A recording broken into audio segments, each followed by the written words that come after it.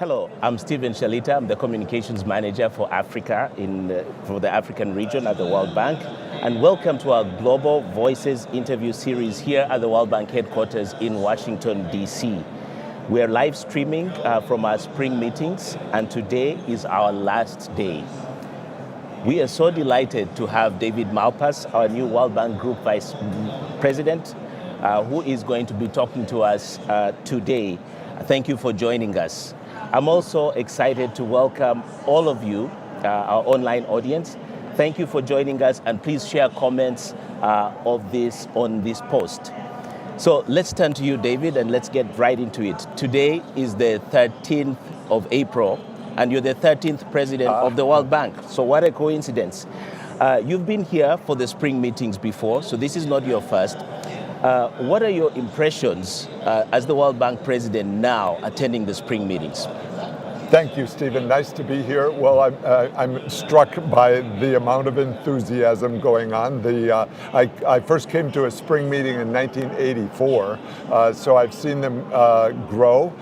They're facing very real challenges. The voices are constructive. They want to solve problems. The problems are immense: poverty, the need for faster growth, private sector involvement in economies. There are some strong advocates of market-friendly growth. So we hear India speaking up, Brazil speaking up, and a host of others for market-friendly growth directions. The World Bank has put out, or the IFC, really the International Finance Corporation, has put out a report on principles for impact investing, and there were 60 signatories in that developed the principles and are using them, incorporating them into their private sector activity. So that's an exciting part of the meetings. It's Saturday here today. There are literally thousands of people working on development challenges and global growth challenges. So I'm happy to see that. Okay, well, thank you so much. And, in talking about people, many people want to hear your vision for the World Bank Group.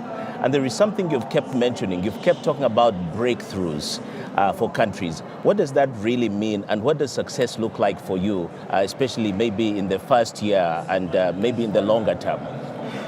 We know the mission is clear, the challenges are clear. Poverty alleviation is a critical part of the World Bank's mission, and also shared prosperity. That means that median income should go up, that millions of people, really billions of people, should be part of a rising global economy. That's shared prosperity.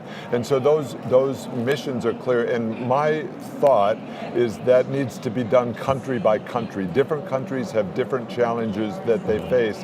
The World Bank can participate in that through country programs. So I've been meeting with finance ministers all through the week and development ministers, importantly, who work on their actual country programs, whether that's Kenya or Cote d'Ivoire or Philippines or Indonesia. I've met across a range of countries as people seek ways to do better. So what I mean by breakthroughs is that countries do better than expectations for them, either the world's expectations or even their own expectations. I would like to see people surprise themselves and have more growth in their country, more improvement in the lives of people within their country. And I think that can be done through concerted action. That means structural reforms where the country actually puts in market-oriented liberalizations in their own economy, maybe working to move away from a monopoly that's very costly within their country, maybe putting in a better environment for the private sector, addressing the challenges of climate change, which are immense, and so on down the list. But a key one is bringing women into full inclusion within an economy. If you think about a breakthrough, one that I would love to see is individual countries where women haven't been either allowed or able to participate fully within the economy, that now they are. Well, thank you so much.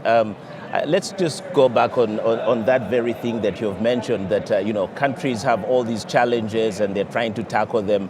But I wanted to talk for a minute about opportunities. What opportunities do you see for institutions like the World Bank Group going forward? What should we be doing? What are the exciting things that we can do to change the world and impact development? The opportunities are immense, and we see the payoff can be relatively fast. Egypt has made a lot of progress in its energy sector. So then you begin to have electricity, and you can do so many things with that, and it's happening almost day by day.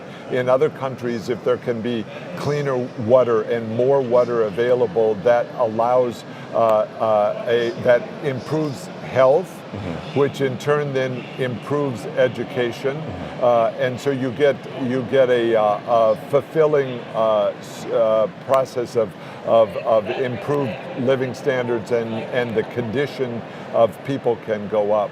And so that starts with individual reforms that make the climate more accepting of the number of people coming.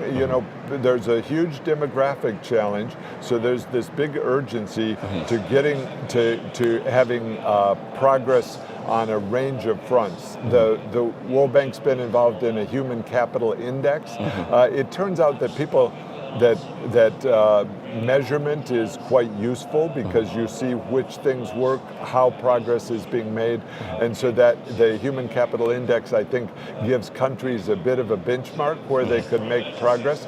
The same has been, the bank's been doing this on there's a report called the Doing Business Report, which goes into countries and says what could work better to help them have small businesses, have women included within the business environment. And the IFC, the International Finance Corporation, is doing it through its diagnostic analysis. What are the main obstacles to private sector business, and how can those be encouraged? So there's a huge amount of work to do.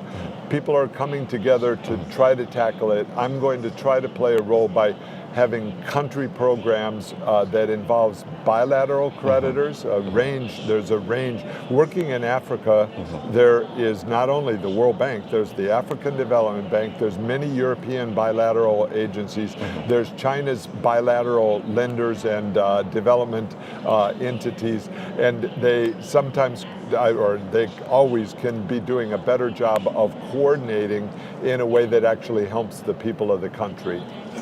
Ladies and gentlemen, thank you, David Malpass, President of the World Bank Group.